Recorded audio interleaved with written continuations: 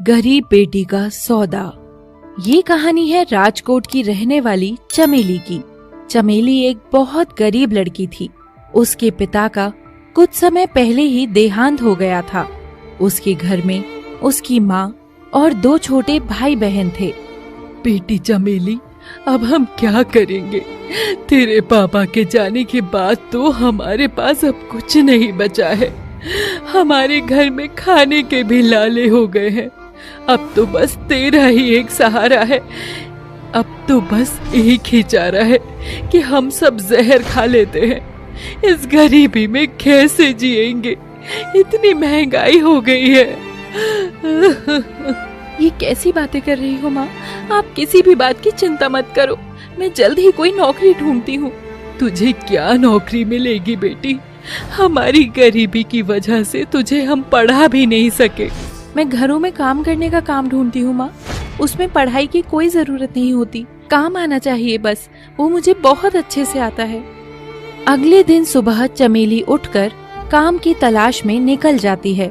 वो पास की ही एक सोसाइटी में काम ढूंढती है। बहुत कोशिश के बाद चमेली को एक रमेश नाम के आदमी के घर में नौकरी मिल जाती है। तुम खाना अच्छे से बना लेती हो? जी साहब, मैं घर का सारा काम जानती हूँ। मेरे 2 बच्चे हैं, रिंकी और रोहित।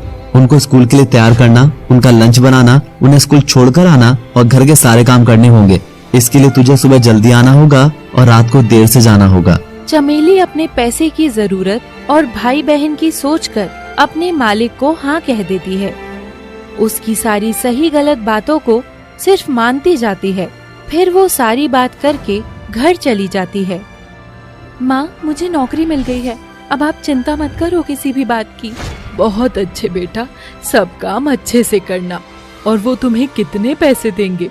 माँ, वो मुझे 5,000 रुपए देंगे। अरे, इतने कम पैसे?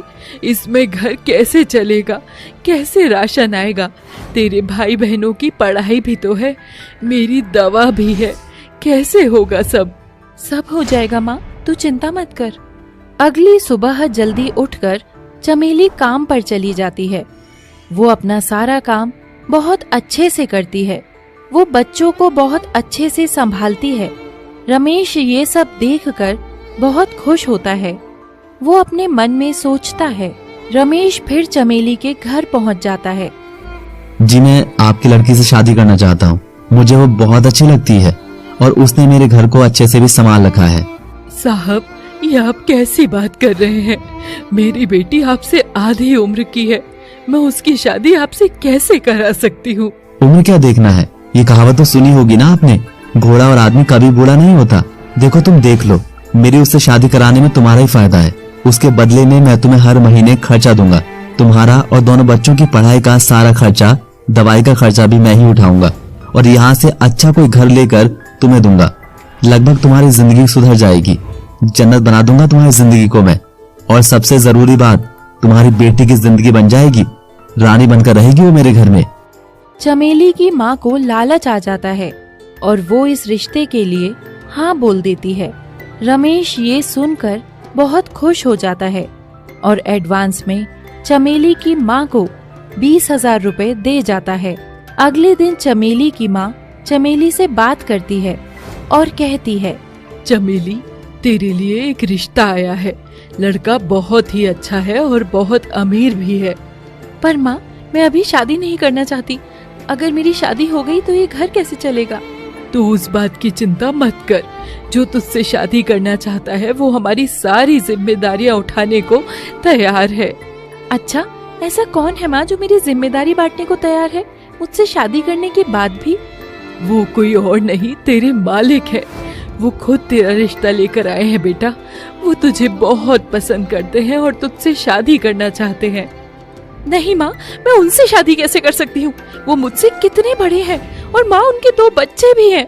हाँ तो क्या हुआ? अब उनकी बीवी इस दुनिया में नहीं है और बच्चे तो तू अब भी संभालती है। शादी के बाद भी संभाल लेना। और बेटा, तू ये सोच, तेरी शादी से हमारी जिंदगी बदल जाएगी।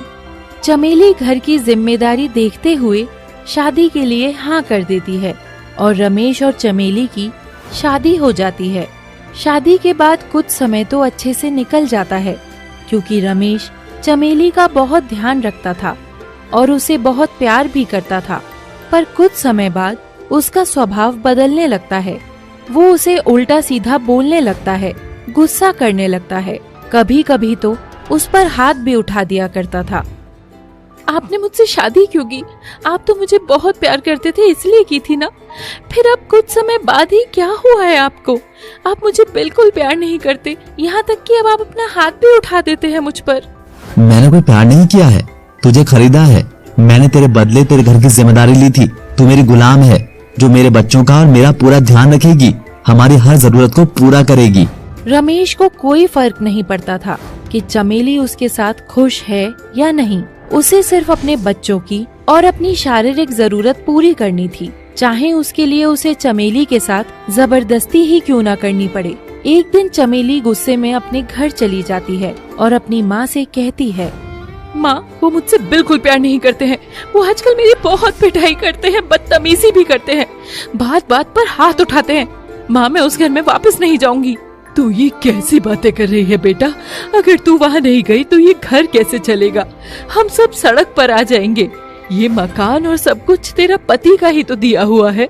अगर तू नहीं गई तो हम कैसे करेंगे? तेरे भाई बहन की पढ़ाई कैसे होगी?